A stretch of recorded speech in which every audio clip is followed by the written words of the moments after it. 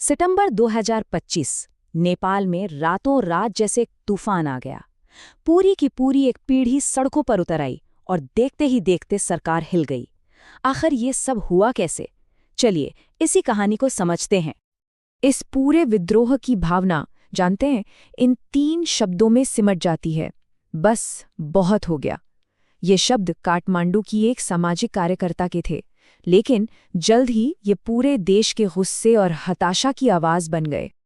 तो सवाल ये है कि इतने बड़े विद्रोह की शुरुआत हुई कहाँ से? हैरानी की बात है कि ये सब किसी बड़े राजनीतिक फैसले से नहीं हुआ, बल्कि एक ऐसे कदम से हुआ जिसे सरकार ने शायद काफी मामूली समझा था। हुआ ये कि सरकार ने एक झटके में 26 सोशल मीडिया प्लेटफॉर्म्स बैन कर दिए। अब सोचिए, युवाओं के लिए ये सिर्फ ऐप्स का बंद होना नहीं था, ये उनकी आवाज, उनकी दुनिया, उनके कनेक्शंस, सब कुछ बंद करने जैसा था। पर सरकार ने ये बैन लगाया ही क्यों? इसकी जड़ में था एक viral social media trend, nepo kids. ये एक ऑनलाइन कैंपेन था जिसमें नेताओं के बच्चों की महंगी और आलीशान जिंदगी दिखाई जा रही थी। इसी ट्रेंड को दबाने के लिए सरकार ने ये बैन लगाया और यही फैसला बुमरैंग कर गया। लेकिन देखिए, सोशल मीडिया बैन तो बस एक चिंगारी थी। असली बारूद तो दशकों से इकट्ठा हो रहा था। देश एक तरह से पाउडर केक पर बैठा था, जो बस एक चिंगारी का इंतजार कर रहा था। असल में ये गुस्सा सिर्फ सोशल मीडिया के लिए नहीं था।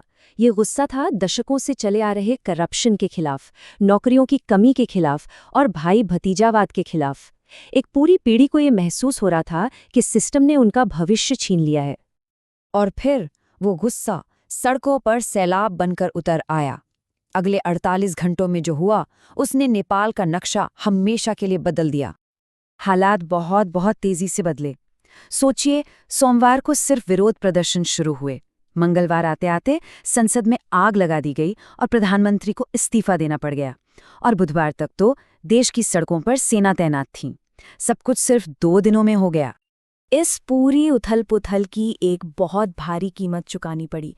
सिर्फ 2 दिनों में 30 से ज्यादा लोगों की जानें चली गईं, जिनमें प्रदर्शनकारी और पुलिस दोनों शामिल थे। और मरने वालों के अलावा 1000 से भी ज्यादा लोग घायल हुए।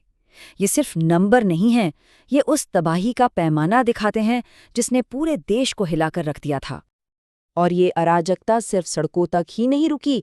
जब जेलों से हजारों कैदी भागने लगे, तब ये साफ हो गया कि देश में कानून और व्यवस्था लगभग खत्म हो चुकी है। सड़कों पर मचे इस बवाल का सीधा राजनीतिक असर हुआ। एक सरकार गिर गई। और फिर वो पल आया जिसका प्रदर्शनकारियों को इंतजार था। प्रधानमंत्री केपी शर्मा ओली और उनके पूरे मंत्रिमंडल ने इस्तीफा दे दिया। लोगों ने सरकार गिरा दी थी। लेकिन जब एक सरकार गिरती है तो एक पावर वैक्यूम, मतलब एक खालीपन पैदा हो जाता है।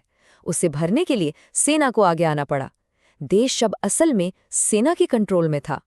सरकार तो गिर गई, पर कहानी यहीं खत्म नहीं हुई। अब सवाल ये था कि इस आंदोलन का चेहरा कौन है, इसे कंट्रोल कौन कर रहा है। और यहीं से कहानी और भी ज्यादा पेचीदा हो जाती है। देखिए, हिंसा को लेकर 2 अलग-अलग पक्ष थे। जेन जी के ऑर्गेनाइजर्स का कहना था कि हमारा आंदोलन शांतिपूर्ण था, जिसे कुछ अवसरवादियों ने हाईजैक कर लिया। और मजे की बात यह है कि सेना और अधिकारी भी यही कह रहे थे कि कुछ गलत तत्वों ने मौके का फायदा उठाया।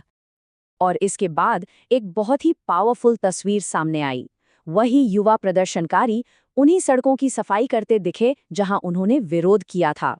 ये उनका तरीका था ये बताने का कि वे तोड़ने नहीं, बल्कि कुछ नया बनाने आए थे। तो ये कैसा नया नेपाल बनाना चाहते थे? उनकी मांगें बहुत साफ थीं। उन्हें एक ऐसी सरकार चाहिए थी जिसमें पुरानी पार्टियों की कोई जगह न हो, करप्शन खत्म हो और लीडरशिप का चुनाव काबिलियत और ईमानदारी के आधार पर हो। अब बड़ा सवाल ये था कि नेतृत्व करेगा कौन? पुरानी नेताओं की जगह काठमांडू के मेयर बालेन शाह जैसे नए और लोकप्रिय चेहरों के नाम सामने आने लगे, जो किसी पार्टी से नहीं जुड़े थे। तो आखिर में हम इसी एक बड़े सवाल पर आकर रुक जाते हैं। एक पूरी पीढ़ी ने पुराने सिस्टम को तो उखाड़ फेंका, लेकिन अब सवाल ये है कि वे इसकी जगह बनाएंगे क्या? नेपाल का पूरा भविष्य इसी एक सवाल के जवाब पर टिका है।